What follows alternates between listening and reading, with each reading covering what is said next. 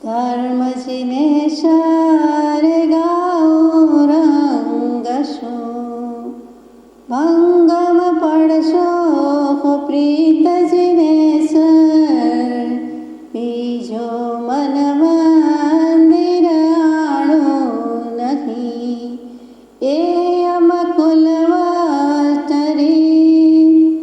રાજ રાજેશ્વર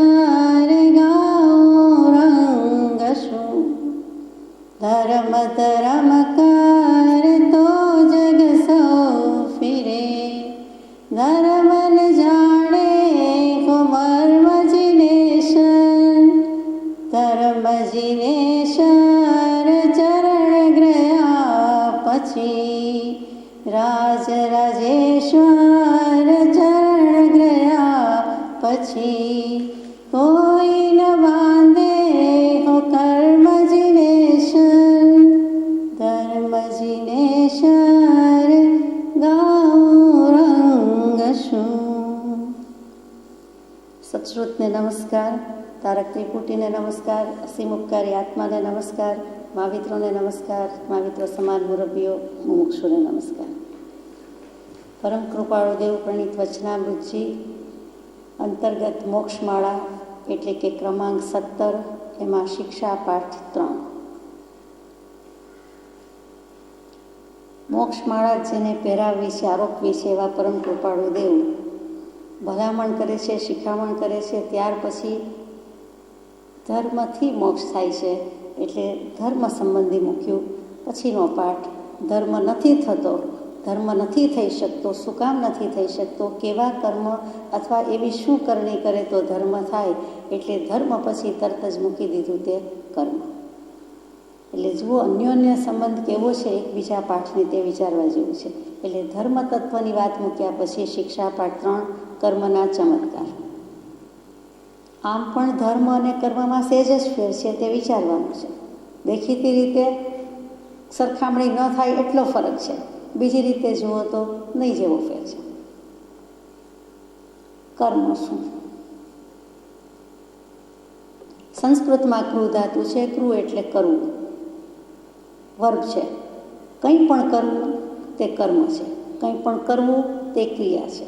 કંઈ પણ એટલે કંઈ પણ, સાચું ખોટું, સારું ખરાબ, શુભ અશુભ, સંકલ્પ વિકલ્પ, લેતી દેતી, કમસે કમ મનથી કરીએ તો પણ તે કર્મ છે. તો મનથી પણ બંધાય છે, વચનથી પણ થાય છે અને કાયાથી તો થાય જ છે. ક્રિયા કયો, પ્રવૃત્તિ કયો, તે જે કંઈ ક્રિયા, પ્રવૃત્તિ, કાર્ય, કરણી, કરવું તે કર્મ. આ સીધી સાદી શાબ્દિક, વ્યાકરણિક, વ્યુત્પત્તિથી બધી રીતે થતો અર્થ. 12મી 13મી સદીમાં એક દેવેન્દ્ર સુરીજી થઈ ગયા. એમને થયું કે કર્મગ્રંથ લખી દઉં, આટલું બધું કર્મ પ્રવાહ પૂર્વ છે તો આ પૂર્વમાંથી ઉદ્ધાર કરીને કાંઈક કર્મ વિશે જ લખી નાખું. એટલે કર્મગ્રંથના 6 ભાગ લખ્યા. એમાં પહેલો ભાગ, એનો પહેલો શ્લોક એટલે કે મંગલાચરણ કે સિરિવીર જીણમ વંદીય કમ્મ વિવાગમ સમાસવ ઉચ્છમ કિરઈ જીણ હેવોઈમ જેણમ તો બંનયે કમ્મમ. શ્રી ભગવાન સ્વામીને નમસ્કાર કરીને, શ્રી ભગવાન મહાવીર સ્વામીને, વીર વર્ધમાનને વંદન કરીને આ કર્મગ્રંથ રચવાની હું આજ્ઞા લઉં છું, મંગળ પ્રારંભ કરું છું. અને કેવી રીતે? તો કે કર્મની વ્યાખ્યા પહેલાં જ શ્લોકમાં મૂકી દીધી. કદાચ બીજો શ્લોક વાંચવાનો અવકાશ, આયુષ્ય ન હોય તો. કિરઈ જીણ હેવોઈમ, જે હેતુઓ વડે ક્રિયા કરવામાં આવે છે તે કર્મ છે. ચાલવું, ઉઠવું, બેસવું, ખાવું, પીવું, જવું, વિચારવું, લખવું, કંઈ પણ એટલે કંઈ પણ કરવું તે કર્મ.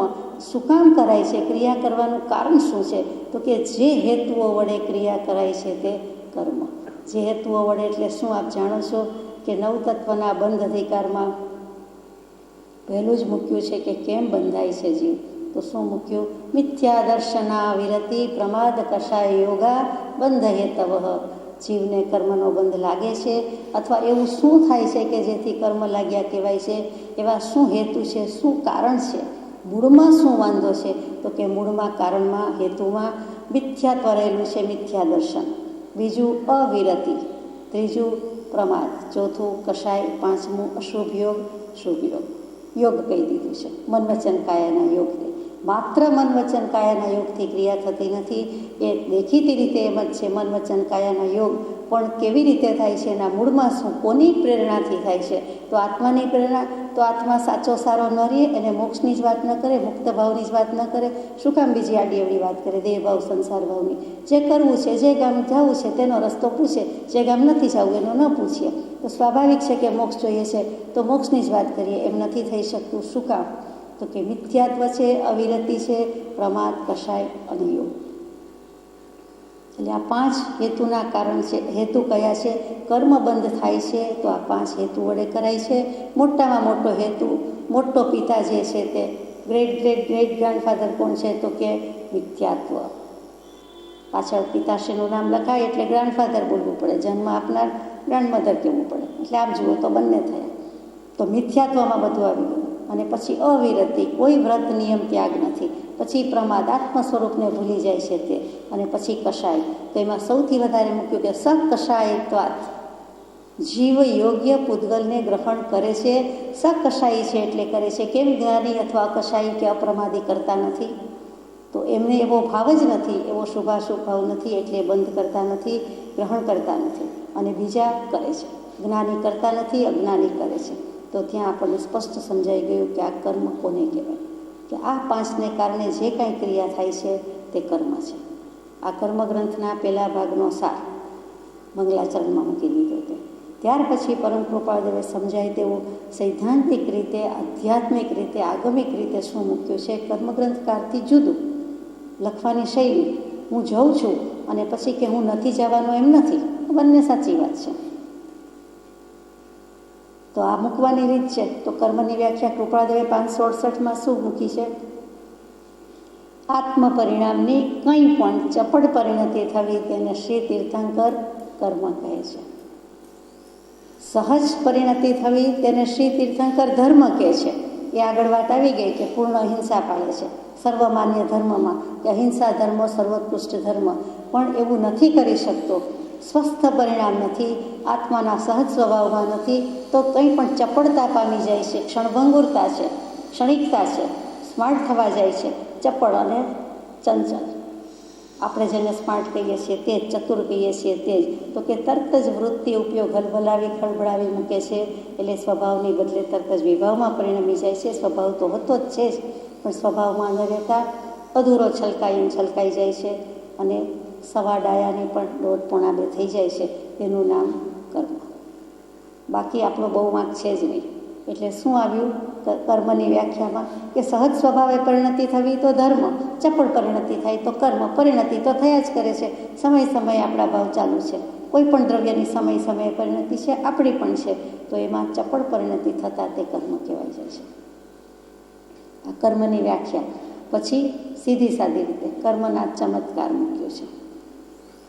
ચમત્કાર શું? ચમક આવી જાય, ચાંદી ટાર્નિશ થઈ ગઈ હોય તો એને સેજ ચમક સાફ કરતા, શુદ્ધ કરતા, સેજ કંઈક લગાવતા, એપ્લાય કરતા, ઘસતા તરત જ ચમકી ઉઠે છે. બધી ધાતુમાં સૌથી વધુ દૃષ્ટાંત ચાંદીનું જ અપાય. એની ચમક જ જુદી, એની આભા જ જુદી. તો અહીંયા કર્મને તો બધા સાથે સરખાવાયું છે. તો કે ચમકી ઉઠે છે. કેવી રીતે ચમકી ઉઠે? તો કે સ્વભાવના ભાન મારીએ તો ચમકી ઉઠે, બાકી ચમકતું નથી. વિભાવ લાગેલા છે, વિભાવ કરીએ જાય છે. તો ચમત્કાર કહેતા અહીંયા પ્રભાવ. કોઈનો કોઈના ઉપર પ્રભાવ પડે છે અને કોઈનો કોઈના ઉપર પ્રભાવ પડતો નથી. આ કર્મ વસ્તુ એવી છે, એ કોઈની શરમ રાખતું નથી. એ ઇન્દ્ર, નરેન્દ્ર, દેવેન્દ્ર, નાગેન્દ્રથી માંડીને જીનેન્દ્ર સુધી બધાની શરમ રાખતો નથી. એ ભોગવવા જ પડે છે. એ પોતે બંધાઈ જાય છે. સામા જીવે ભાવ કર્યા નથી કે પોતે ત્યાં વળગી ગયા નથી, ચોંટી ગયા નથી, લાગી ગયા નથી. પોતાનામાં વળગવાની, ગ્રહણ જે કરે, જે બોલાવે, જેવા ભાવ કરે તેવી જઈને પડવાની શક્તિ છે. એ પૂતગલની શક્તિ છે. પણ સામે નિમિત્ત મળવું જોઈએ. આપણે આત્માએ એવા ભાવ કર્યા હોય તો શુભ ભાવથી શુભ કર્મ, અશુભ ભાવથી અશુભ કર્મ. એટલે કર્મના ચમત્કાર કહેતા કર્મના પ્રભાવ, કર્મની અસર. કેટલીક વખત ચમત્કાર વાંચીએ, સાંભળીએ, ચમત્કૃતિ ચમત્કાર એટલે તરત જ આપણને આશ્ચર્ય, અહોહો, અધધ થાય છે. કર્મના ચમત્કારમાં પણ એમ જ થવાનું છે કે આવા કર્મ પણ બંધાય છે, આવા કર્મ પણ ભોગવવા પડે છે. ક્યારે ભોગવવા પડે? બાંધ્યા હોય તો ભોગવવા પડે. બાંધ્યા સોહી ભોગવે, બિન ભોગત્યા ન છૂટાય. તો પોતે જ બાંધેલા હોય છે ને એ જ ઉદયમાં આવે છે. સીધી સાદી વાત છે. તો આપણે પાઠ લઈએ, પરમ કૃપાળુદેવના શબ્દોમાં સમજીએ. હું તમને કેટલીક સામાન્ય વિચિત્રતાઓ કહી જાઉં છું. એ ઉપરથી વિચાર કરશો તો તમને પરભવની શ્રદ્ધા દૃઢ થશે. સામાન્ય વિચિત્રતાઓ કહી જાઉં છું. સર્વ જીવમાં હોય છે તેવી સામાન્ય, વેરી કોમન, વેરી કોમન. સમ એટલે એક સરખી, અને એક સરખી બધામાં રહેલી છે, પણ આમ જુદી જુદી છે. Unity in diversity and diversity in unity. એકતામાં વિવિધતા, અનેકતા, અને વળી વિવિધતામાં એકતા. આત્મદ્રવ્ય કે આત્મતત્વ કોમન છે એટલે ત્યાં એકતા કહ્યું, એક તત્વ છે, પણ સાથે સાથે બધું રહેલું છે એટલે ત્યાં વિચિત્રતા કહી, વિવિધતા કહી છે. અનંત પ્રકારના આત્મા એટલે અનંત પ્રકારના કર્મ, પણ અનંત પ્રકારના આત્મામાં કોમન સબસ્ટન્સ, સામાન્ય તત્વ શું રહ્યું? તો કે આત્મતત્વ, કે બધા આત્મા છે. સર્વજીવ, સર્વ આત્મા શું કહીએ? આત્માપણે સમસ્વભાવી છે. એવી રીતે સામાન્યનો અર્થ કર્યો. વિચિત્રતાઓ કહી જાઉં છું. વિચિત્ર એટલે શું? ચિત્ર કંઈ પણ દોરતા હોઈએ તે ચિત્ર, કંઈ પણ દોરવું, ચિતરવું. તો એ જેને જોતા ઓળખી શકાય કે આ હંસ છે, આ મોર છે, આ પુસ્તક છે, આ પુસ્તક રાખવાનું સ્ટેન્ડ છે, આ ટેબલ છે, આ ખુરશી છે, આ વ્યક્તિ આ છે. એવી રીતે ચિત્રપટ કહો કે ચિત્ર કહો કે ફોટો કહો કે જે કાંઈ કહો કે પ્રતિમાજી કહો, તો જેને જોતા ઓળખી જવાય, કહી શકાય કે આ વસ્તુ આમ છે. વિચિત્ર શું? તો કે કંઈ કહી જ ન શકાય. ઘડીકમાં આવું લાગે, ઘડીકમાં આવું લાગે, ઉપરથી આમ લાગે, નીચેથી આમ લાગે, ચારે બાજુ ફેરવું તો જુદું લાગે. એમ દરેક રીતે જુદું જુદું પરિણમતું હોય. રંગબેરંગી કહીએ, જાતભાતનું કહીએ, તરે તરેનું કહીએ, અનેક પ્રકારનું કહીએ, તેનું નામ વિચિત્ર. વિશેષ પણ કરે અને વિરુદ્ધ પણ કરે, તેનું નામ વિચિત્ર. કેટલીક વખત કેટલાક ચિત્રકારની કળા હોય છે, કુશળતા હોય છે, એટલે ઉપરથી પણ હસતું જ દેખાય, અને ઊંધું કરો તો બિલકુલ તેવું જ અદલો અદલ હસતું જ દેખાય. આમળાની પડીમાં એવું આવતું.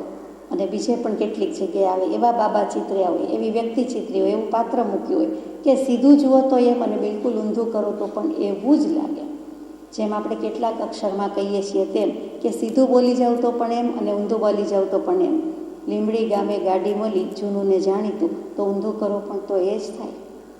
લે રતિયા તીરલે તો લે રતિયા તીરલેમ જ થાય, વગેરે વગેરે.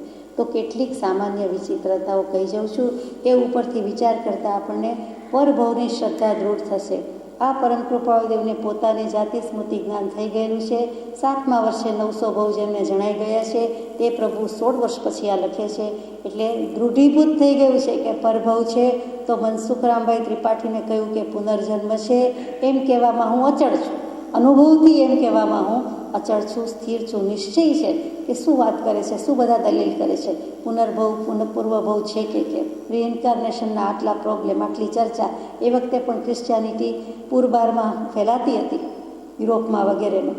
તો પછી એક ક્રાંતિનો જ સમય હતો. એ વખતે કૃપાળુદેવને લાગે છે કે આ દ્વિધા ધર્મ મનોમંથનના આરે ઉભેલા ગાંધીજી વગેરે એ સમય હતો, સ્વતંત્ર ભારત થયા પહેલાંનો સમય છે. એ વખતે એમને લાગે છે કે લખી દેવા દે. પૂર્વજન્મ પુનર્જન્મમાં શું બધા ચર્ચા દલીલ કરો છો? વાદ વિવાદ નોંધ લાવી દે છે કે પરભવ છે, અને પરભવની શ્રદ્ધા દૃઢ થશે. જો પરભવ નથી માનતા તો નીચેનું વિચારી જુઓ. આપણે વિચારીએ, એક જીવ સુંદર પલંગે પુષ્પશૈયામાં શયન કરે છે, એકને ફાટેલી ગોદડી પણ મળતી નથી. એક ભાત ભાતના ભોજનોથી તૃપ્ત રહે છે, એકને કાળી ઝારના પણ સાંસા પડે છે. એક અગણિત લક્ષ્મીનો ઉપભોગ લે છે, એક ફૂટી બળા માટે થઈને ઘેર ઘેર ભટકે છે.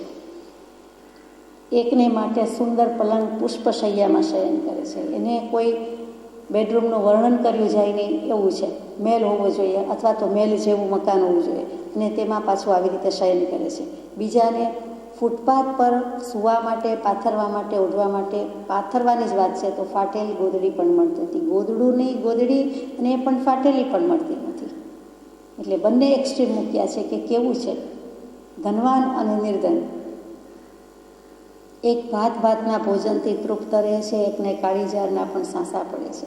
કોઈકને રોજ જુદી જુદી વેરાયટી જમવા મળે છે. ચક્રવર્તીને ત્યાં તો વાત જ જવા દો, પણ બીજા બધા શ્રીમંતોને ત્યાં પણ જુદું જુદું મળે છે. ભાતનું મળે છે, મિષ્ટાન પકવાન મળે છે, ઘણી વેરાયટી, ઘણી વિવિધતા છે. મિષ્ટાન પકવાનમાં રસ ન હોય તો નટ્સ, ફ્રૂટ્સ એન્ડ વેજીટેબલ્સની વેરાયટી છે, પણ છે, અને એનાથી તૃપ્ત રહે છે. બીજાને શું છે તો કે કાળી જાર, એક તો જાર કહેતા જુવાર, જે અમુક જગ્યાએ જ ખવાય, બધા તો વાપરતા પણ નથી. મોટે ભાગે એ કબૂતરોનો ખોરાક કહેવાય, અને તેમ છતાં એમાંય કાળી જાર, એટલે સસ્તામાં સસ્તી, અને એના પણ સાંસા પડે છે, ફાંફા પડે છે, મળવી મુશ્કેલ થાય છે. બે હાંડલા કુસ્તી કરે છે ઘરમાં, એના જેવું કે એમાં કંઈ મૂકવાનું બનાવવાનું છે નહીં, હોય તો બનાવે ને, એટલે કાળી જારના પણ સાંસા પડે છે એમ કહ્યું જાય છે. એક અગણિત લક્ષ્મીનો ઉપભોગ લે છે. લક્ષ્મી ખખડાવતી આવે છે, બારણા ખખડાવતી આવે છે, બારણા ઠોકતી આવે છે. ન હોય ત્યાં ફાળકે આવી જાય છે, બારણામાંથી પણ આવે, ચાપરામાંથી પણ આવે, ગમે ત્યાંથી આવે છે.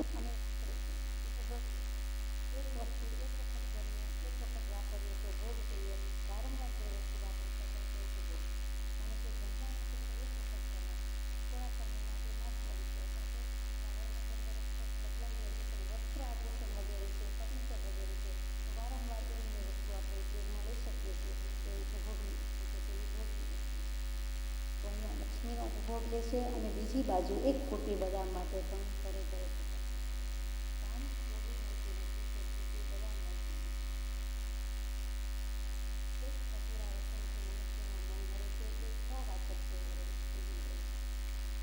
વાણીનો અતિશય એવો છે કે ખબર ને એવા કર્મ છે કે ગમે તે બોલે તો એને વચન મીઠું જ લાગે, એમાં જો બધું બોલી શકે તો વધારે મીઠું લાગે છે. જ્યારે બીજી બાજુથી અવાચક થઈને દે છે, એને કોઈ વાણી જ પૂરતું નથી, લાખ પ્રયાસ કરે પણ ખબર નહીં, બેઇન્દ્રિય કરવું હોય તો જીભ જ નથી, બોલી શકતા નથી.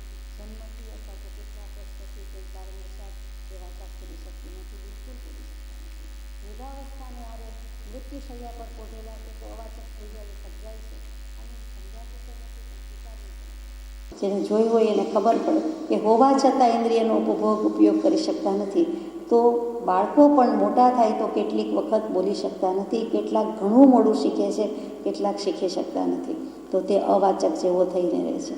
અવાચક એટલે બેઇન્દ્રિય જીવ, જેને કાયા જ છે, જીભ નથી, એટલે કે એકેન્દ્રિય જીવ, જીભ જ નથી. અને એકેન્દ્રિય સિવાયના વિકલેન્દ્રિય પણ કહેવાય કે એને જીભ નથી, પણ કાનના આંખ પાછા હોય, એટલે કે મૂળમાં પંચેન્દ્રિય પણ આવ્યું હોય, પછી જીભનો ઉપયોગ ન હોય, તો એ વાચક થઈને રહે છે. એક સુંદર વસ્ત્રાલંકારથી વિભૂષિત થઈ ફરે છે, એકને ખરા શિયાળામાં ફાટેલું કપડું પણ ઓઢવાને મળતું નથી. એકની પાસે 5-5 રૂમ કે 5-5 ક્લોઝેટ કે 500 જોડી કપડાં કે 100 જોડી કપડાં હોય છે, અને એનાથી વિભૂષિત થઈને ફરે છે. જુદા જુદા નવા આવતા જાય છે, જૂના ડિસ્કાર્ડ કરી દે છે, ફેંકી દે છે વગેરે. અને એકને શિયાળામાં પોષ મહિનાની કડકડતી ઠંડીમાં, મકર સંક્રાંતના વીકમાં, સપ્તાહમાં, જાન્યુઆરીમાં, અને એમાં પણ મિડલ ઓફ જાન્યુઆરી મકર સંક્રાંત, તે વખતે વધુમાં વધુ ઠંડી હોય, તે 1 વીક 2 વીક, તે સમયમાં તો ત્યારે એને ફાટેલું કપડું પણ ઓઢવાને મળતું નથી. અહો, ઓઢવાના બ્લેન્કેટ્સ, ધૂસા, રજાઈ તો નથી, કમ્ફર્ટર તો નથી, પણ એને એક ફાટેલું કપડું પહેરવા માટે, શરીર ઢાંકવા માટે કે શરીરની શોભા માટે પણ એને મળતું નથી. કેટલી બંને એક્સ્ટ્રીમ મૂકેલી વાત છે. એક રોગી છે, એક પ્રબળ છે. એકને શરીરમાં કોઈને કોઈ રોગ રહેલા છે, ઘણા રોગ રહેલા છે, એમાંથી કોઈને કોઈ રોગ તો રહેલા જ છે. કોઈક બહાર ફૂટ્યા છે, કોઈને ફૂટ્યા નથી, પણ રહેલા તો છે. અને કેટલાકને વળી બહાર આવી ગયા હોય તો કર્મનો ઉદય ભોગવે છે. જ્યારે એની સામે બીજો મહાબળવાન છે, પ્રબળ છે, અત્યંત શક્તિશાળી છે. કુસ્તી કરવી હોય તો કુસ્તી કરી શકે, એટલી બધું બળ છે. હનુમાનજીના ફેમિલીને હોય એટલું બળ શક્તિ ધરાવે છે, અને સામે તદ્દન નિર્બળ કે નબળા પણ છે. સબળો અને નબળો તો છે જ, હંમેશા બધા વચ્ચે ડિફરન્સ ઓફ ડિગ્રી તો રહેલો જ છે. ઓછે વધે છે તો અંશે તો આ ફરક છે ને છે. એક બુદ્ધિશાળી છે, એક જડ પરક છે. એકનામાં ઘણી બુદ્ધિ છે, નાનપણથી છે, પહેલેથી છે, પૂર્વના સંસ્કાર લઈને આવ્યા છે, વળી વર્તમાન શિક્ષણ કેળવણી એમાં મળે છે, માતા પિતાનો વારસો મળે, જે હોય તે બધું મળે છે. અને કેટલાકને જડ પરક છે. તો કે સાદી ભાષામાં તો મૂર્ખ. હોવા છતાં ન બતાવવું તે પણ જડ ભરતનો અર્થ છે. અને જડ ભરત કહેતા તદ્દન મૂર્ખ, કંઈ જ જાણતા ન હોય તેવા અજ્ઞાની. જ્યારે કૃપાળદેવે પ્રભુ શ્રીજીને કીધું કે મુનિ, કાળ વિષમ છે, જીવો પાકા ઝીપડા જેવા છે, જડ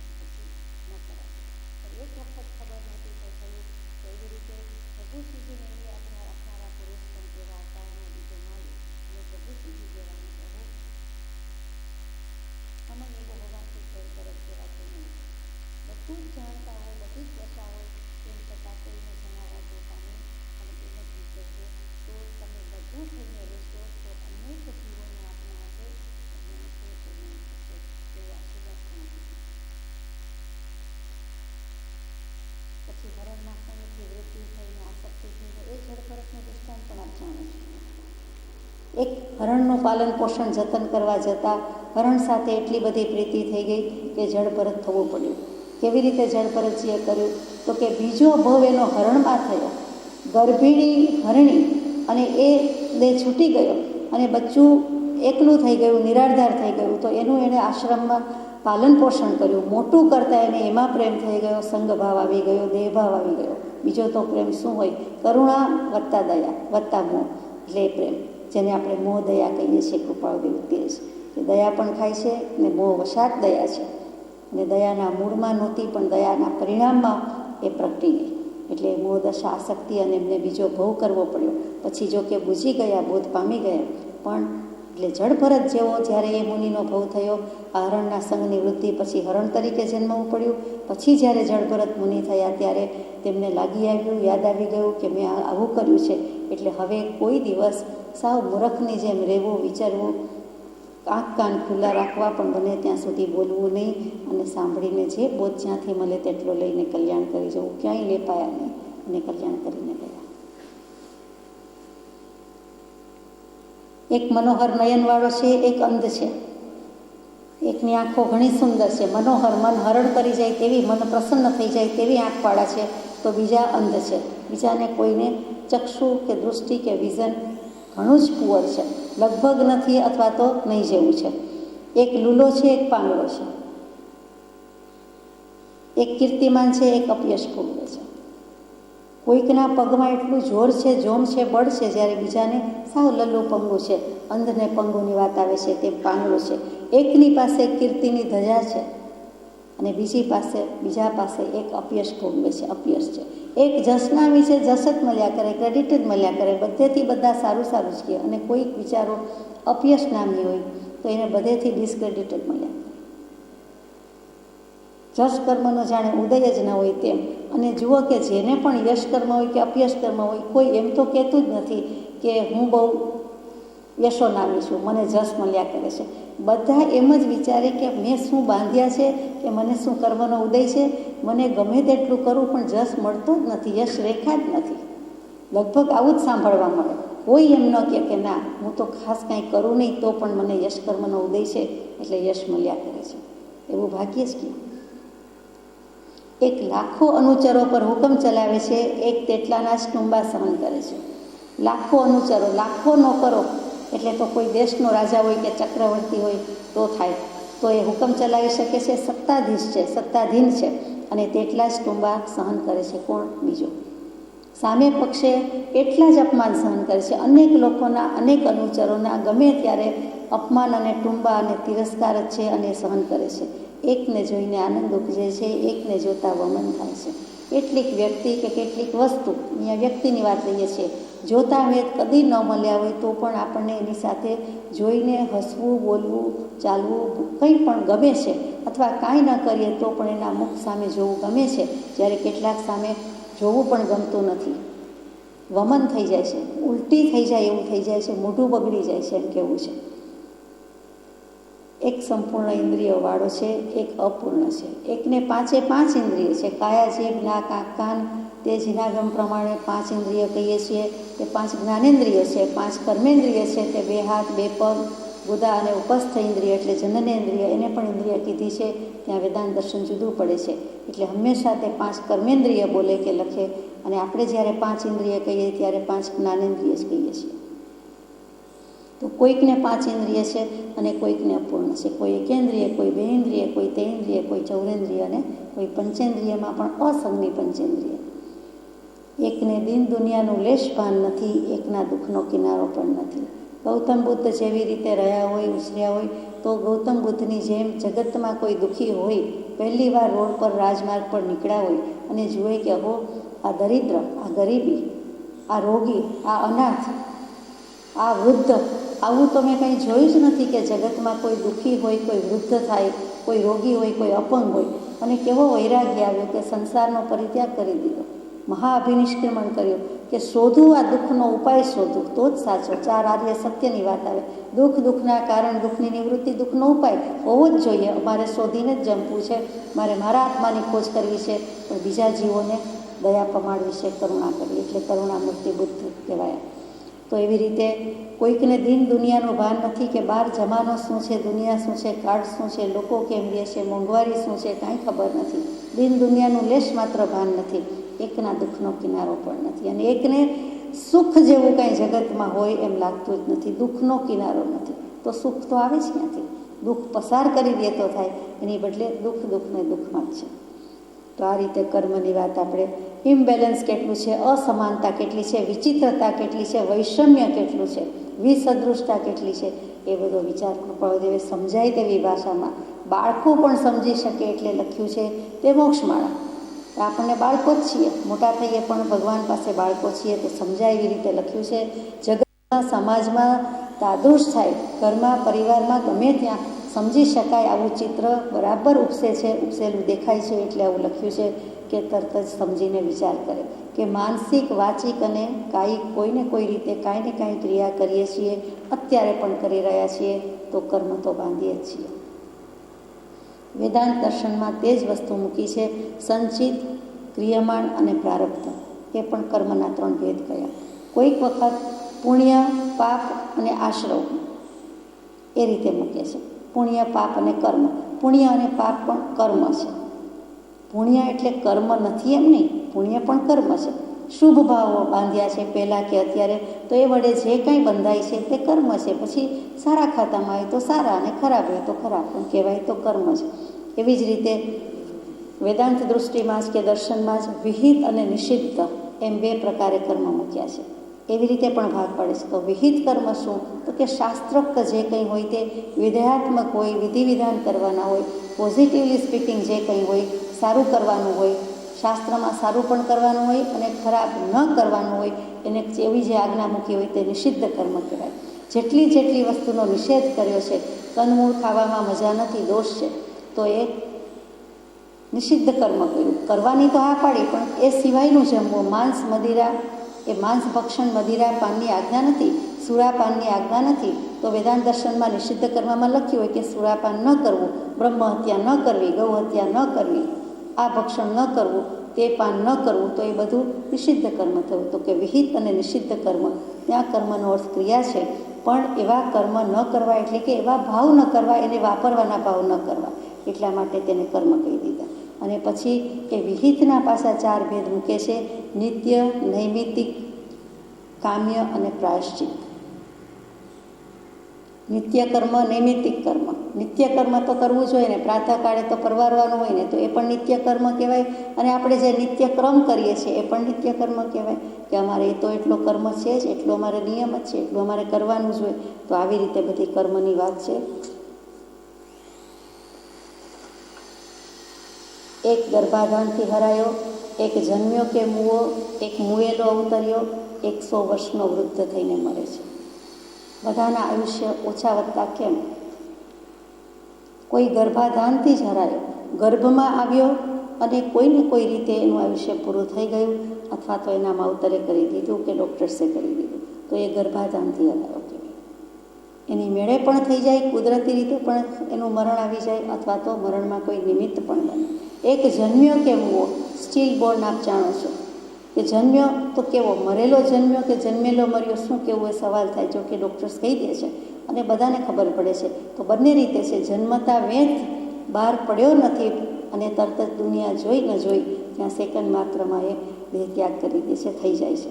અને કેટલીક વખત શરીરમાં જ, માતાના ઉદરમાં જે દેહ છૂટી ગયો હોય છે, મરી ગયો હોય છે, અને પછી બહાર લઈ લેવો પડે છે, અથવા તો પ્રસવ કરી દેવો પડે છે. તો એ જન્મતા પણ મૂવો અને મૂવેલો જન્મ્યો જે કહ્યો તે 100 વર્ષનો વૃદ્ધ થઈને મરે છે. કોઈ 100 વર્ષ આયુષ્ય ભોગવે છે. આ કાળમાં 120 વર્ષના આયુષ્યવાળા પણ છે અને 130 વર્ષના પણ છે. અને કૃપાળુદેવે જે ભદ્રબાહુ સંહિતાના આધારે કહી દીધેલું એક વખત વાત આવેલી હતી કે આટલું જો કન્ડિશન્સ પ્રિવેલિંગ હોય, તો આ શરતો આવી હોય, આવા ગ્રહ ગોચર વગેરે હોય, તો કોઈ એક જીવનું આયુષ્ય વધુમાં વધુ આ કાળમાં 210 વર્ષનું હોઈ શકે છે. એટલે કોઈ વખત ચાઇનામાં કે ક્યાંય 120 થયા, 130 થયા, તો નવાઈ પામવા જેવું નથી. 120-130 તો કોઈ ક્યાંક હોઈ શકે છે, એમ જીનાગમમાં લખ્યું જ છે. પણ જો આવું કોઈને થાય તો 210 વર્ષવાળો પણ કોઈ વખત સાંભળવામાં આવે તો નવાઈ નથી. કોઈના મુખ, ભાષા અને સ્થિતિ સરખા નથી. કોઈ પણ વ્યક્તિના, કોઈ પણ આત્માના, એકેન્દ્રિય, બેઇન્દ્રિયથી માંડીને બધામાં, પંચેન્દ્રિયમાં, અને પંચેન્દ્રિય મનુષ્ય હોય એમાં પણ કોઈના 2 મુખ એક સરખા નથી. કોઈના મુખ એક સરખા નથી. આપ કહેશો કે ટ્વિન્સના હોય એવું લાગે, બીજા બધા જીવો કરતાં એ 2 સરખા લાગે, બિલકુલ આઈડેન્ટિકલ તો હોઈ શકે જ નહીં. આઈડેન્ટિકલ જેવા લાગે. આઈડેન્ટિકલનો અર્થ જ એ કે દરેકની આઈડેન્ટિટી જુદી છે. એટલે કેવી રીતે હોય? તો કે જુદું જ પડે. અને પછી ભાષા, કોઈની ભાષા પણ સરખી નથી, કોઈની સ્થિતિ સરખી નથી. એટલે આર્થિક સ્થિતિ સરખી નથી, સામાજિક સ્થિતિ સરખી નથી, મનની સ્થિતિ સરખી નથી, બધી જ સ્થિતિ સરખી નથી. આયુષ્યની સ્થિતિ, આયુષ્ય કેવું છે અહીંયા તો ખાસ કરીને, તો બધાનું આયુષ્ય જુદું જુદું છે. એટલે મૂર્ખ રાજગાદી પર ખમાખમાથી વધાવાય છે અને સમર્થ વિદ્વાનો ધક્કા ખાય છે. તે આર્થિક પરિસ્થિતિ પર ભાર આવ્યો કે મૂર્ખ હોય એને રાજગાદી સોંપી દીધી હોય. જન્મ્યો નથી કે યુવરાજ, રાજા તો થાય કે નહીં, પણ તેમ છતાં એને યુવરાજ કહીએ અને બધા માન આપે, છડી પોકારે, ખમા કરે. અને મૂર્ખનો સરદાર હોય, મૂર્ખ નહીં, મૂર્ખના તો 100 લક્ષણ, પણ એનોય સરદાર હોય, એનોય નેતા હોય, અને તેમ છતાં એને રાજગાદી આપે. ડાયાને દેશવટો અને ગંડુને ગાદી, એ તો આપણે જાણીએ છીએ. અને બીજા સમર્થ વિદ્વાનો ધક્કા ખાય છે. સમર્થ, સક્ષમ છે, અને સમર્થ કેવલ જ્ઞાની જેવા થઈ શકે. કેવલ જ્ઞાની એને ખરા સમર્થ કયા છે, પ્રભાવશાળી કયા છે, સાવ સાચા સમર્થ તો તે છે. તો તેવી કક્ષાએ પહોંચી શકે એવા વિદ્વાનો, અથવા તેવું પ્રાપ્ત થઈ ગયું હોય તેવા, જેમ આપણે જળભરતજીની વાત કરીએ, તો એવા પણ ધક્કા ખાય છે. એમને પણ કર્મના ધક્કા ઓછા નથી. લાગે છે એકાદશજીને 11 ઉપસર્ગ પરિષદો કેવલ જ્ઞાન થઈ જાય, જીન દશા પ્રગટી જાય, અવધિ જીન, મનઃપર્યવ જીન અને વિતરાગ જીન તેને પણ લાગે છે. એટલે આ કેવો સિદ્ધાંત છે! આમ આખા જગતની વિચિત્રતા ભિન્ન પ્રકારે તમે જુઓ છો. એ ઉપરથી તમને કંઈ વિચાર આવે છે? આપણને પૂછે છે કૃપાળુ. મેં કહ્યું છે, છતાં વિચાર આવતો હોય તો કહો, તે શા વડે થાય છે? આટલું આપણે બોલ્યા, વાંચ્યું, સાંભળ્યું, એમાં કૃપાળુ કે મેં કહ્યું છે, જવાબ આવી ગયો છે, તેમ છતાં મને કયો, પૂછે છે પ્રશ્ન ગ્રુપમાં બેઠા હોય કે હવે કયો કે શું જવાબ છે, કે શું કામ આ ઉપાય કરીએ છીએ? વિચાર આવે છે તો વિચાર શેનાથી આવે? શું કામ આવે છે? પોતાના બાંધેલા શોભાશુભ કર્મ વડે. કેટલાકને આવે છે, કેટલાકને આવે છે પણ સાચો છે કે ખોટો ખબર નથી, કેટલાકને વધુ આવતો નથી, કેટલાકને લાંબો આવે છે, વગેરે વગેરે. તો નથી આવતો, વધુ આવે છે, સાચો આવે છે, ખોટો આવે છે, એ બધાના મૂળમાં શું? પોતાના બાંધેલા શોભાશુભ કર્મ વડે. કર્મ વડે આખો સંસાર ભમવો પડે છે. પરભવ નહીં પામનાર માનનાર પોતે એ વિચાર શા વડે કરે છે? એ વિચારે તો આપણી આ વાત એ પણ માન્ય રાખે.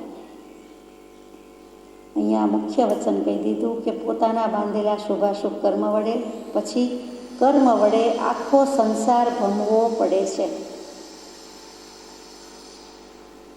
આ સંસારનું પરિભ્રમણ જ કર્મથી છે. અને કર્મ કાંઈ 14 રાજલોકમાં ઠાંસીને ભરેલા છે, કાંઈ એની મેળે ઉડીને વળગતા નથી, ચોટતા નથી, આવીને પડતા નથી. માખી મચ્છર હજી આવીને પડે ઠંડી ગરમીથી, કદાચ આકર્ષાઈને કોઈક એવી વાત વસ્તુથી સંયોગથી આકર્ષાઈને, પણ જીવ શું કરે છે? તો કે જીવ પણ એમ જ કરે છે. પ્રદેશે પ્રદેશે આકર્ષક એવા આ સંસારને વિશે એક ઉપયોગ પણ અવકાશ લેવાની જ્ઞાની પુરુષોએ હા કહી નથી, કેવળ તે વિશે નકાર કહ્યો છે. અને જો તે જ વખતે જો અવકાશ પામે તો ઉપયોગ અનન્ય થાય છે. 446માં પત્રમાં કૃપાળદેવે કહી દીધું છે, અનુભવ વાર્તા લખી દીધી છે કે ઉપયોગ આત્મામાં ક્યારે રહે, આત્માનો ઉપયોગ આત્મા ક્યારે અનુભવે? તો કે પ્રદેશે પ્રદેશે ઉપયોગ, પ્રદેશે પ્રદેશે આકર્ષક આત્માના અસંખ્યાત પ્રદેશ છે. અને એક જગ્યા એવી બાકી નથી, સંસારમાંય નથી, આત્માના અસંખ્યાત પ્રદેશમાંય નથી કે જેના વડે એ કર્મ ન બાંધતો હોય. કર્મ બાંધવાના નિમિત્તો તો લદોલદ ભરેલા છે, લોક પ્રમાણ રહેલા છે. તો પ્રદેશે પ્રદેશે આકર્ષક, આકર્ષક એટલે ગમતું જોઈએ એવું નથી, કર્ષ ખેંચવું, ખેંચાણ થાય છે. ગમતું હોય તો પણ ખેંચાણ થાય છે, અણગમતું હોય તો પણ એને આકર્ષણ જ કહેવાય છે. આકર્ષણ, અપાકર્ષણ, અનાકર્ષણ. પણ મૂળમાં શબ્દ તો બધામાં આકર્ષણ આવ્યો છે, એટલે કે દ્વેષ બુદ્ધિ થાય છે, નથી ગમતું એમ થાય છે. એટલે નથી ગમતું એમ થયું એ પણ એને આકર્ષણની બદલે અનાકર્ષણ કર્યું કે મને ગમતું નથી, એટલે ખેંચ્યું નહીં પોતાના તરફ, પણ કર્મ તો ખેંચ્યા છે. વસ્તુ ન ખેંચી, વસ્તુ ન લીધી, વસ્તુ ખરીદ ન કરી, પણ પોતે આકર્ષણ અને અનાકર્ષણ, અથવા તો થોડુંક ગમે તો અપાકર્ષણ, થોડુંક આ બાજુ, થોડુંક આ બાજુ. તો આ ખેંચાતાણીમાં તો છે જ બધું. રાગદ્વેષથી તો સંસાર છે, રાગદ્વેષ વિના સંસાર નથી, રાગ વિના સંસાર નથી, અને સંસાર વિના રાગ નથી. અન્યોન્ય છે, અરસપરસ છે. તો અહીંયા કહી દીધું કે કર્મ વડે આખો સંસાર ભમવો પડે છે. એ જ વસ્તુ છે દ્રવ્યથી, ક્ષેત્રથી, કાળથી, ભાવથી, ભવથી. ભૂતગલ પરાવર્તનની ચર્ચા કરતા હતા ત્યારે વિચાર્યું કે આ જ કારણ છે, બીજું શું હોય? તો કર્મ એની મેળે તો આવતા નથી, તો કરનારો તો કોઈક છે જ, એટલે પ્રેરણા તો કોઈ કરે જ છે. તો પ્રેરક કોણ છે? આત્મા. આત્મા સિવાય કોણ કરે? આપણા કર્મ આપણે જ કરીએ છીએ, બીજાનો કર્મ બીજા કરે છે. કોઈ આપણને કર્મની વહેંચણી લાણી કરતા નથી કે ચાલો આજે પતાસો પ્રભાવના છે એવી રીતે થોડા થોડા કર્મ પીરસ્યા, એમ તો છે. અને છતાં નિમિત્તાધીન હોવાથી નિમિત્ત રૂપે તો જરૂર કોઈને કોઈ રહેલું જ છે. તો આ કર્મની વાતમાં મૂળથી જ વિચારવું પડે કે કર્મ અનંત પ્રકારના, તેમાં મુખ્ય 8. કોઈ પૂછે કર્મ કેટલા, તો આપણે શું કહીએ? 8. પણ તરત જ કહી દેવું જોઈએ કે મુખ્ય 8, આમ તો અનંત. ત્યારે આપણે સાચું બોલ્યા કહેવાય, નહીં તો આપણે 8 બોલી દઈએ એટલે 50% કટ, અર્ધ સત્ય બોલ્યા કહેવાય. સાવ સાચું હોવા છતાં આપણી દૃષ્ટિએ નાની પુરુષ એમ કે અપેક્ષા એ બોલ્યા નથી, આખું બોલ્યા નથી, સાંગોપાંગ બોલ્યા નથી. હું જઉં છું, જેવું હું જઉં છું નો મતલબ શું, મિનિંગ શું? ક્યાં જઉં છું, ક્યારે આવું છું, ક્યાં જવું, કોને ત્યાં જઉં છું, શું કામ જઉં છું, કાંઈ કહેવાનું નહીં. તો હું જાઉં છું, અડધું સત્ય થયું. એવી રીતે કર્મ કેટલા, એટલે આપણે બોલી જ જવાય કે 8, પણ તરત જ યાદ આવે તેમાં મુખ્ય 8. એટલે અનંત પ્રકારના જીવ છે, અનંત પ્રકારના કર્મો છે. એમાં પહેલામાં પહેલું કયું કર્મ? મુખ્ય 8ની વાત લઈએ. નાનાવર્ણીય, દર્શનાવર્ણીય, વેદનીય, મોહનીય, આયુષ્ય, નામ, ગોત્ર અને અંતરાય. 8 ભાઈ બહેનના નામ યાદ રહીએ તો 8 કર્મના નામ તો યાદ હોય જ, સ્વાભાવિક છે કે ભૂલ થાય. જુઓ, ક્રમથી જ યાદ રાખવામાં મજા છે. એકડા બગડા ક્રમથી શીખવાડ્યા છે આપણને. આપને પાછળથી શીખવાડ્યા હતા, ઊંધેથી શીખવાડે તો પછી પેલા સીધા અને ક્રમ એક ન આવડે ત્યાં સુધી બીજો શીખવાડે નહીં, એક પછી એક જ જાય. તો કર્મમાં આપણે ભૂલ કરી દઈએ તો કેવી રીતે સમજાય? બાંધીને આવ્યા છીએ તો પહેલું જ્ઞાનાવરણ, તો જ્ઞાનાવરણીય લાગ્યું શું કામ? ન બાંધીએ ન ચાલે, શું કામ બાંધ્યું જીવે? તો કે આત્મા અને કર્મનો અનાદિ સંયોગ સંબંધ છે, પહેલેથી એમ રહેલા જ છે. કોઈએ બાંધ્યા કે પછી ઉમેરો કર્યો, ઘટાડો કર્યો, પણ મૂળથી આત્મા અને કર્મ તો લાગેલા જ છે. એકલો આત્મા હોય તો શુદ્ધાત્મા હોય, સિદ્ધાત્મા હોય, સિદ્ધાલયમાં હોય, અહીંયા ન હોય. એકલો આત્મા હોય તો એ શુદ્ધ જ હોય. કોઈ પણ આત્મા એકલો જ હોય, એક જ હોય તો એક જ તત્વ ગમે તે હોય તો એ શુદ્ધ જ હોય. એને બગડે બે કહીએ છીએ, બગડે બે, બેથી જ બગડે. સંયોગ થાય તો જે બગડે છે. કોઈ પણ વસ્તુમાં લ્યો તો એકલું પેપર હોય, પેપર જેવું પેપર, તો એકલું જ હોય તો એને કંઈ વાંધો આવતો નથી. પણ બીજું બધું કંઈક ઉમેરવામાં આવે છે, તમે શાઈ ને પેન ને પેન્સિલ ને કાતર ને, તો પછી બધું બગડે છે કે કપાય કે ન કપાય સરખું વગેરે વગેરે. બાકી તો કંઈ વાંધો આવતો જ નથી. કોઈ પણ એક દ્રવ્ય હોય તો એ શુદ્ધ જ હોય, ચોખ્ખું ચણક જ હોય. એટલે એવું હોય તો એ સિદ્ધાત્મા હોય. તો એવું તો બનતું નથી. મૂળમાં તો સંસારી તરીકે જ છે, પછી એમાંથી એ ઓછું કરતો કરતો એ મોક્ષે જાય છે, ક્ષય કરતો કરતો મોક્ષે જાય છે. તો આપણે વાત કરતા હતા કે જ્ઞાનાવરણીય કર્મ એટલે શું? તો કે આત્માનો મૂળ ગુણ કે મૂળ સ્વભાવ તે જ્ઞાન સ્વભાવ, જ્ઞાન ગુણ, અને એને જે આવરણ કરે છે, આચ્છાદન કરે છે, તે જ્ઞાનાવરણીય કર્મ. મુખ્ય બીજો ગુણ કયો છે? તો કે દર્શન. જુઓ, ક્રમ મૂક્યો છે, આપણે ક્રમથી વિચારવું છે કે જ્ઞાનાવરણીય કર્મ, દર્શનાવરણીય કર્મ. સૌથી પ્રધાન પહેલો મુખ્ય ગુણ જ જ્ઞાન છે. એનો સ્વભાવ કહી દીધો, દર્શન પછી છે. 1 અને 2માં પહેલું શું? તો કે એકડો પહેલો, પછી બગડો. 2માં 1 વત્તા 1 આવી ગયું, પણ પહેલું કોણ? પ્રથમ કોણ? પ્રથમ હું છું તો બધું છે, હું આત્મા છું તો બધું છે. પ્રથમ પોતે આત્મા છે તો ધામ ધૂમ ધમાલ છે. એટલે ત્યાં જ્ઞાનાવરણીય કર્મ લાગ્યું કે જ્ઞાન સ્વરૂપ હોવા છતાં એને આવરણ છે, આચ્છાદન છે. જ્ઞાન ગુણ હોવા છતાં ઢંકાઈ ગયો છે, ઘાત કરી નાખ્યો છે. એવું જે કોઈ ઘણી નાખે છે, આવરણ કરે છે, તે જ્ઞાનાવરણીય કર્મ છે.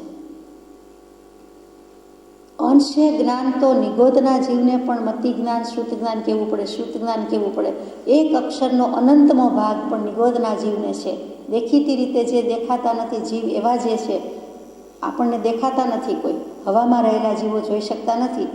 પાણીમાં રહેલા કેટલાક જીવો જોઈ શકીએ છીએ. પાણી જ જેની કાયા છે એવા જીવોને આપણે જોઈ પણ શકતા નથી. કે વૈજ્ઞાનિક ભગવાને જોયું છે તો એ પ્રભુ ફરમાવે છે કે એમાં પણ જીવ છે, ચેતના છે. અને મતિ જ્ઞાન અને શ્રુત જ્ઞાન, એમાં શ્રુત જ્ઞાન અક્ષરનો અનંતમાં ભાગનો ઉઘાડ એટલે ક્ષયોક્ષમ તો એને પણ છે. તો આપણને હોય એમાં નવાઈ નથી. આપણને બધાને, કોઈ પણ જીવને મતિ અને શ્રુત જ્ઞાનનો ઉઘાડ છે. ત્યારે તો કાંઈક વાંચી લખી શકીએ છીએ, કાંઈ પણ કરી શકીએ છીએ. તો એ મતિ શ્રુત જ્ઞાનનો ઉઘાડ છે. તો ત્યાં આપણને આવરણ પણ છે, કેટલોક ઉઘાડ કે ક્ષયોક્ષમ પણ છે. તો મતિ જ્ઞાનાવરણ, શ્રુત જ્ઞાનાવરણ, અવધિ જ્ઞાનાવરણ, મનોપર્ય જ્ઞાનાવરણ, કેવલ જ્ઞાનાવરણ. એટલે ત્યાં જ્ઞાનાવરણીયના ભેદ આવ્યા. પ્રકૃતિ કહેતા ત્યાં ભેદ આવ્યા. એટલે 5 ભેદે છે, 5 પ્રકારે છે. એકલું જ્ઞાનાવરણ એમ નથી, 5 પ્રકારે છે. જ્ઞાન ગુણ રોકાઈ જાય છે. જુઓ, જો કોઈને લબ્ધિ પ્રગટે છે ત્યારે પણ એ જ્ઞાન ઉપયોગમાં હોય ત્યારે જ પ્રગટે છે. કાંઈ પણ હોય તો જ્ઞાનની જ મુખ્યતા છે. જ્ઞાન ઉપયોગ પહેલો છે એટલે પણ, અને જ્ઞાનની મુખ્યતા હોવાથી કાંઈ પણ શેના વડે, કંઈ પણ જાણ્યું શેના વડે જાણ્યું? જાણવું કોને કહેવું? તે જ્ઞાન. જ્ઞાન એટલે જાણવું, જાણવું તે જ્ઞાન. જે વડે વસ્તુ જણાય તે જ્ઞાન. આ પુસ્તક છે, આ કબાટ છે, આ ટેબલ છે, આ ખુરશી છે, ક્યાંથી જાણ્યું? કંઈ પણ જાણવાની ક્રિયા થઈ એટલે વસ્તુની ઓળખ થઈ, પરિચય થયો કે આને આ કહેવાય, તો એ જ્ઞાન પહેલું થયું. સીધી વાત છે. એટલે જ્ઞાનને આવરણ થાય છે. જ્ઞાનાવરણીય કર્મ પહેલું મૂક્યું છે. પછી મૂક્યું છે દર્શનાવરણીય કર્મ. તો જ્ઞાન અને દર્શન બંને ઉપયોગ રહ્યા છે. તો જ્ઞાન ઉપયોગમાં જ્યારે જીવ પ્રવર્તન કરતો નથી ત્યારે એની સ્થિતિ દર્શન ઉપયોગમાં જ હોય. એટલે દર્શન ઉપયોગમાં સ્થિતિ છે એટલે ત્યાં દર્શનાવરણીય કર્મ લાગે છે. દર્શન ઉપયોગમાં સ્થિતિ નથી કરી શકતો ત્યારે દર્શનાવરણીય કર્મનો ઉદય છે. ફરીથી જ્ઞાન અને દર્શન બંને ઉપયોગ છે. એ જ ઉપયોગ, એનું જ નામ ચેતના, એનું જ નામ જીવ. કોઈ પણ જીવ જંતુ આત્માને ઉપયોગ હોય અને હોય. ઉપયોગ જીવનું લક્ષણ છે. એ વિનાનો જીવ હોય જ નહીં. જળ ચેતન ત્યાંથી જુદા પડે છે. આ વાત વારંવાર આવે છે, ગોખાઈ ગઈ છે. Living and non living, living being and non living being, બે જુદા ક્યાં પડ્યા? જળ ચેતન જુદા ક્યાં પડ્યા? તો કે ચેતનને ઉપયોગ છે, આત્માને ઉપયોગ છે. કોઈ પણ જંતુને ઉપયોગ છે. કીડી, ઉધઈ, માખી, મકોડો જે દેખાય તે બધાને ઉપયોગ છે. એને ભાન નથી પણ એને ઉપયોગ તો છે. અને ઉપયોગ છે તો જ થઈ શકે છે. ઉપયોગ છે એટલે ઉપયોગના મુખ્ય બે પ્રકાર, જ્ઞાન ઉપયોગ અને દર્શન ઉપયોગ. તેમાં પહેલું જ્ઞાન ઉપયોગ મૂક્યું અને પછી દર્શન ઉપયોગ. કાંઈ પણ જણાય છે તે જ્ઞાન એટલે જ્ઞાનની મહત્તા. પછી તરત જ દર્શન. દર્શન એટલે દેખવું, જોવું.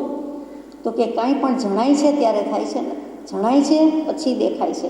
આમ દેખાય છે ત્યારે આપણે એમ કહીએ આ પુસ્તક છે, આ કબાટ છે, એટલે આપણને એમ લાગે આપણે જોઈને કહ્યું, વાંધો નહીં.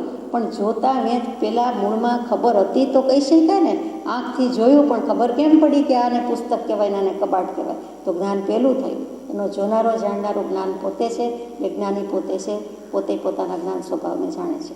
તો જ્ઞાનાવરણી, પછી દર્શનાવરણીય. કંઈ પણ દેખવું. ઊંઘી જઈએ છીએ તો શું છે? દર્શનાવરણીય કર્મનો ઉદય છે. દિવસે કે રાત્રે કેમ ઊંઘ આવી જાય છે?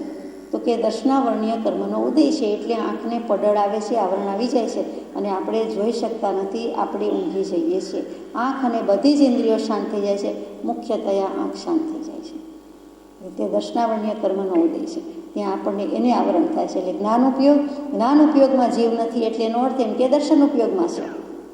આંખ છે છતાં બંધ કરી દઈએ તો કે આંખ બંધ કરી દીધી, બાકી શરીરની બધી ક્રિયા ચાલુ હોઈ શકે છે, હાથ પગથી માંડીને બધી, તો ત્યાં દર્શનાવરણીય કર્મ સમજાય છે. એ દર્શન ગુણને ઢાંકે છે, દેખવાને જોવાને ઢાંકે છે, એટલે ત્યાં દર્શનાવરણીય કર્મ છે. ઊંઘ સિવાય પણ દર્શનાવરણીય છે. અત્યારે ઊંઘતા નથી પણ માનો કે આંખ બંધ કરી દીધી, અથવા તો એકદમ એવું અંધારું થઈ ગયું અને રાત હોય તો આપણે ત્યાં લાઇટની જરૂર પડે છે, આંખ એની મળે જોઈ શકતી નથી, જુએ છે પણ જોઈએ તેવું પ્રતિબિંબ પડતું નથી. કેટલાકને અંધારામાં જોવાની ટેવ પણ હોય છે તો એ જોઈ શકે છે, પણ એ આપણે જાણીએ છીએ કે પાંગળું છે, જોઈએ તેવું જોઈ શકતા નથી. બિલાડીને તો રાત્રે જ વધારે દેખાય, એને એવા પ્રકારના કર્મનો ઉદય છે, એવા પ્રકારની ઇન્દ્રિય છે માટે દેખાય છે. તો દર્શનાવરણીય કર્મ. જ્ઞાન અને દર્શનની મુખ્ય વાત બે પતી ગઈ, પૂરી થઈ. ખરેખર તો એ જ શરૂ થાય છે, ત્યાંથી જ સમજવાનું છે. અને ત્યાર પછી આ આવરણ થવાથી આપણને સુખ દુઃખ, શાતા અશાતાનું વેદન આવે છે. ઠંડુ લાગ્યું, ગરમ લાગ્યું, ફાવે છે નથી ફાવતું, ભાવે છે નથી ભાવતું, કાંઈ પણ થયું, કોઈ પણ જીવને તેના પ્રમાણે, તેની કક્ષા પ્રમાણે, તો એ સુખ દુઃખનું વેદન કહેવા માટે વેદનીય કર્મ આવ્યું. શાતા અશાતાનું વેદન કહેવા માટે વેદનીય કર્મની વાત મૂકી. વેદે છે એટલે અનુભવે છે, જાણે છે, પણ તો આઠે આઠ કર્મોને અનુભવે છે, જાણે છે, તો બધા કર્મને વેદનીય કહેવા પડે? તો એમ નથી. વેદનીય કહેતા જે રૂઢ અર્થ થઈ ગયો છે કે કાં તો શાતા સારું લાગે, સુખદ લાગે, અને કાં તો અશાતા દુઃખદ લાગે, એટલે બે રીતે મૂક્યું, તે વેદનીય કર્મ મૂક્યું. આપણે સાથે સાથે જ પ્રકાર લેતા જવા જોઈએ કે જેમ જ્ઞાનાવરણીયમાં મતિશ્રુત પર્યોગ કેવલ જ્ઞાન છે, તેને આવરણ કરનારા કર્મો છે, એટલે પ્રકૃતિ થઈ. દર્શનાવરણીયમાં 9 ભેદે કહ્યું છે: ચક્ષુ દર્શન, અચક્ષુ દર્શન, અવધિ દર્શન, કેવલ દર્શન, નિદ્રા, નિદ્રા અનિદ્રા, પ્રચલા, પ્રચલા પ્રચલા અને થીણક્તિ. આ દર્શનાવરણીય કર્મની પ્રકૃતિ છે. 9 પ્રકૃતિ કઈ આપણે લેવું છે ને નિરાંતે વિગતમાં, તો પૂરું કરી. તો દર્શનાવરણીય કર્મમાં પહેલું મૂક્યું છે તે નિદ્રા, એટલે સુખે સૂવે અને સુખે જાગે. ગમે તેને ગમે તે સંયોગમાં, ગમે ત્યાં, ગમે તેમ ઊંઘ આવી જાય અને પાછા હતા ન હતા, બેઠા ને બેઠા, જાગતા ને જાગતા, હું જાગું જ છું કરીને પાછા જાગી પણ જાય. એને નિદ્રા નામની કર્મની પ્રકૃતિનો ઉદય છે. અને એ હોય એ સારું કે ગમે ત્યાં ઊંઘી શકે, કાંઈ પ્રોબ્લેમ નહીં, ક્યાંય એને સેટ થવું ન પડે, એડજસ્ટ થવું ન પડે, ઊંઘ ન આવી, આ ચેન્જ ઓફ પ્લેસ એવું થાય નહીં, અને સૂઈ જાય, સુખે ઊંઘે ને સુખે જાગે, તે નિદ્રા નામનું કર્મ. પછી નિદ્રા અનિદ્રા, સૂઈ તો જાય, ઊંઘી તો જાય, પણ ઉઠાડતા દમ નીકળી જાય, કેમેય ઉઠે નહીં, કેમેય જાગે નહીં, ઊંઘતા પડી રહે, જાગતા પડી રહે, જે કહ્યો તે. અને ઊંઘતાને ઉઠાડવા સહેલા છે, જાગતાને જગાડવા અઘરા છે, જાગતાને ઉઠાડવા અઘરા છે. તો એ નિદ્રા અનિદ્રા. પછી પ્રચલા, બેઠા બેઠા ઊંઘી જાય, ગમે ત્યારે ઊંઘી જાય, એ પ્રચલા. મૂવમેન્ટ કરતાં કરતાં વાંચતા ઊંઘી જાય, માળા કરતાં ઊંઘી જાય, બેઠા બેઠા ઊંઘી જાય, હસતા હસતા ઊંઘી જાય, કોઈક જમતા જમતા પણ ઊંઘી જાય, બાળકો તો ઊંઘી જ જાય વગેરે. તો આ બધું પ્રચલા. ત્યાં પ્રચલા નામ કર્મનો ઉદય છે. આપણને એમ થાય થાકી ગયું એટલે સૂઈ ગયું, પણ થાકી ગયું એને પ્રચલા કર્મનો ઉદય આવ્યો. પછી પ્રચલા પ્રચલા એટલે ઊભા ઊભા ઊંઘે. તો ઊભા ઊભા ઊંઘતા તો આપણે કોઈને જોયા હોય કે નહીં, જોયા તો હશે જ. એ વખત બસમાં, ટ્રેનમાં લાંબી મુસાફરી હોય ને ઊભા રહેવાનો વારો આવ્યો હોય તો ઘણા નથી ઊંઘતા, તો ઊભા ઊભા ઊંઘ્યા જ કહેવાય ને. બિલકુલ ઊંઘી ગયા હોય, પડી જાય એવા ઊંઘી જાય, તો એ ઊંઘમાં ત્યારે એને પ્રચલા કર્મનો ઉદય છે. એ ઉજાગરો હોય તો પણ ડોલા ઝોકા ખાઈ જાય, ગમે ત્યાં ઊભા હોય તો ઊંઘ આવી જાય. તો એ અને ઘોડા અને માનું છું ત્યાં સુધી હાથી, એ બંને પણ ઊભા જ ઊંઘે, ક્યારેય બેસી ન શકે અને બેસીને ઊંઘી ન શકે. બેસે ખરા પણ ઊંઘી તો ન જ શકે. એટલે એ ઊભા જ ઊંઘે છે 8 કલાક, 12 કલાક, 2 કલાક, 22 કલાક, જે પણ હોય તે. તો એના ખરેખર તો સાયન્ટિફિકલી એના શરીરના ગોઠણની, પગની રચના એવી છે, અવયવ એવા છે કે જેથી કરીને એ રીતે ઊંઘી શકતા નથી. પણ કર્મનો ઉદય કેવો છે કે એને એવા પ્રકારના કર્મનો ઉદય, અને આ ભગવાને એવા કર્મના ઉદયનું નામ આપી દીધું કે પ્રચલા કર્મનો ઉદય છે, માટે ઊભા ઊંઘવું પડે છે. અને 5મો પ્રકાર છે થીણદ્દી. શાસ્ત્રોમાં સ્થાનદ્દી મૂકે છે, એ જ થીણદ્દી છે. એટલે એવી ઊંઘ કે રાત્રે ઉઠી જાય, માઇલોના માઇલો ચાલી જાય એટલું એનામાં બળ આવી જાય. હાથી હોય તો હાથીને પકડી લે, મારવો હોય તો મારી નાખે, ખાડો એવડો મોટો ખોદી નાખે, ખેતરમાં જેટલું ખેડવું એટલું ખેડી નાખે. કોઈ ચરુ હોય તો એ દાટેલા હોય તો જમીન ખોદવાની હોય તો 500-200 ફૂટ જેટલી જમીન ખોદી નાખે, અને પાછા આવીને એક રાતમાં ગણતરીની કલાકોમાં આવીને સૂઈ જાય, ઊંઘી જાય બધું કરીને. એટલું એનામાં બળ પ્રગટ્યું હોય, જોરાવર, કેવો જોરાવર, અને એટલા સમયમાં કરી નાખે કેવી શક્તિ, અને કોઈ સાધન વ્યક્તિના અવલંબન વિના કરી આવે એ કેટલું બળ.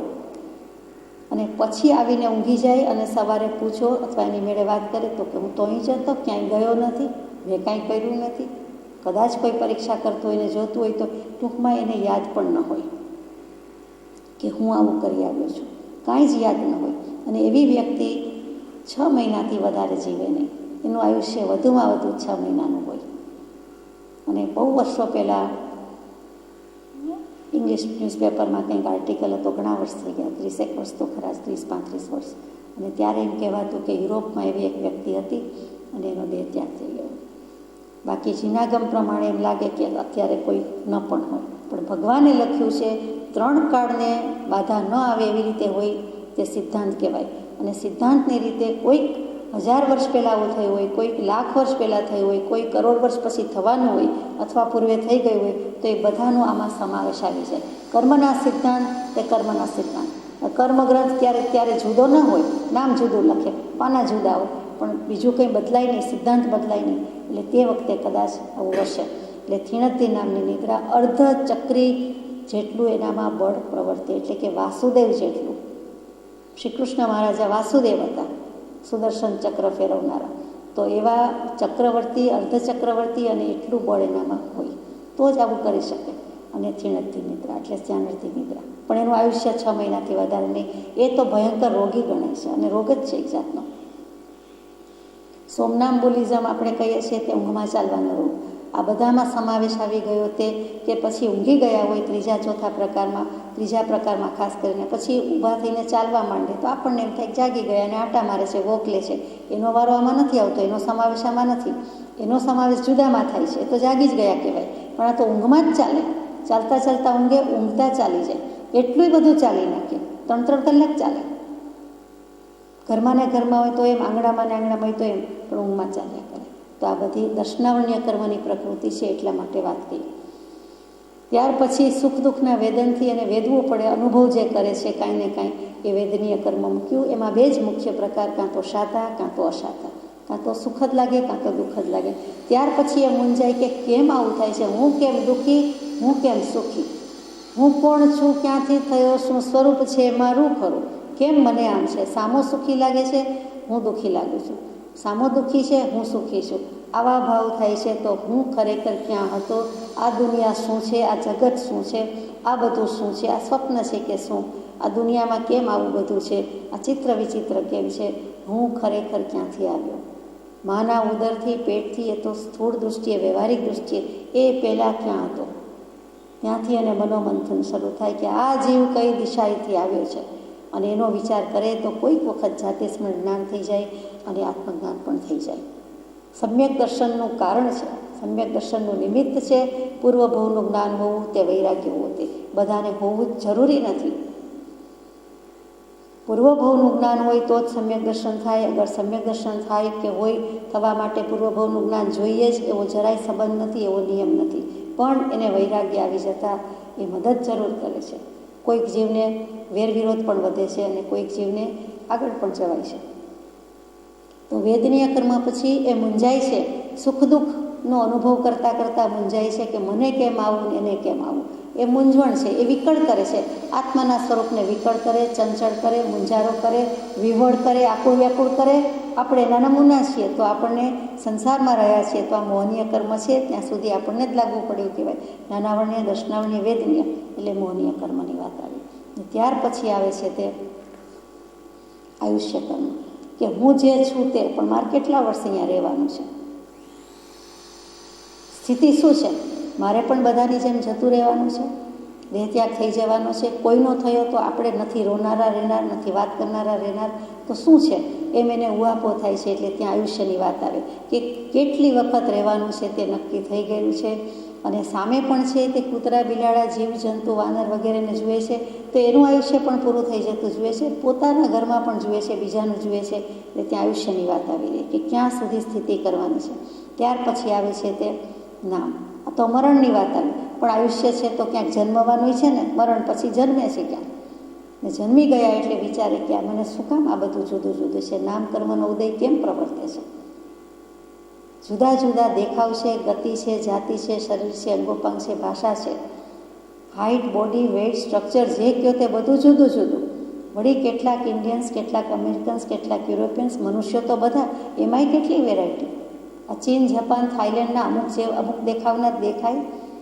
નાનામાં નાની આંખને, ઝીણામાં ઝીણું નાકને શોધવું પડે એવું. તો એ બધું આપણને વિચાર કરતાં કરી મૂકે કે આટલી બધી વેરાયટી છે. અને ત્યાંથી બેઠા થઈ જાય કે આ નામકર્મનો પ્રભાવ છે. એટલે તે નામકર્મની પ્રકૃતિની વાત કરીએ છીએ. ત્યાર પછી ગોત્ર અને અંતરાય કર્મ છે. નામકર્મની પ્રકૃતિ પહેલાં લઈએ.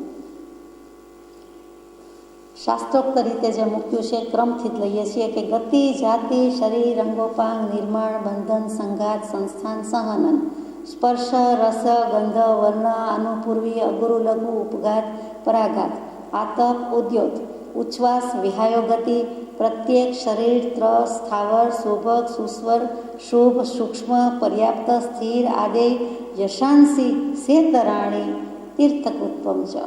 શેતરાણી, ઇતર, આ જેટલું બોલી ગયા એથી બીજું, જુદું, વિરુદ્ધ, તે પ્રમાણે નામકર્મની 93 પ્રકૃતિઓ છે. કુલ કર્મની પ્રકૃતિ મુખ્ય 8 કર્મ, એની ઉત્તર પ્રકૃતિ એટલે કે કુલ ભેદ, ઉત્તર ભેદ 158. જ્ઞાનાવર્ણ્યની 5, દર્શનાવર્ણ્યની 9, વેદનીયની 2, આયુષ્યની 4, 4 ગતિમાં જવાનું છે એટલે 4. પછી નામકર્મની 93, અમુક વખતે 103, 10 સુધી ગણે તો. અને ત્યાર પછી ગોત્ર કર્મની 2 અને અંતરાય કર્મની 5. આ સરવાળો મૂકો તો 148 અથવા 158 થાય. નામકર્મની 93 લઈએ કે 103 એના પર આધાર. તો આપણે હમણાં જે બોલી ગયા તે શું હતી? નામકર્મની પ્રકૃતિ ગતિ. 4 ગતિમાં જન્મવાનું તે. એમાંથી કઈ ગતિમાં જવાનું છે? મનુષ્ય, દેવ, નરક કે તિર્યંચ. જાતિ એકેન્દ્રિયપણું, બેઇન્દ્રિયપણું, તેઇન્દ્રિયપણું, ચૌરેન્દ્રિય કે પંચેન્દ્રિયપણું. શેની વાત ચાલે છે? નામકર્મની પ્રકૃતિ. પછી શરીર, તો શરીર 5. આપણે ઔદારિક શરીર, વૈક્રિય શરીર, આહારક શરીર, તેજસ શરીર કે કર્મણ શરીર. તો આપણું શરીર ઔદારિક, તેજસ અને કર્મણ. મનુષ્યોને આ 3 શરીર છે. દેવો, નારકોને વૈક્રિય, તેજસ, કર્મણ આવતું હશે.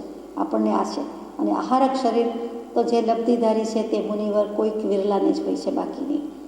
એટલે શુભ અને અશુભ આ બધામાં વિચારવાનું છે. પછી અંગોપાંગ નામકર્મ. આપણું શરીર છે, તીર્થંકર દેવનું શરીર છે. પછી અંગોપાંગ, અંગ અને ઉપાંગ, 12 અંગ અને 12 ઉપાંગ કર્યા છે. હાથ હોય તો એને આપણે અંગ કહીએ. ઉપાંગમાં શું આવે? આંગળી અને નખ ક્યાં છે એમાં આવે. તો એવી રીતે અંગોપાંગ. તો એ પણ કેટલાકના સુંદર, કેટલાકના નહીં. પછી નિર્માણ, તો કે એમાં પણ શું આવે?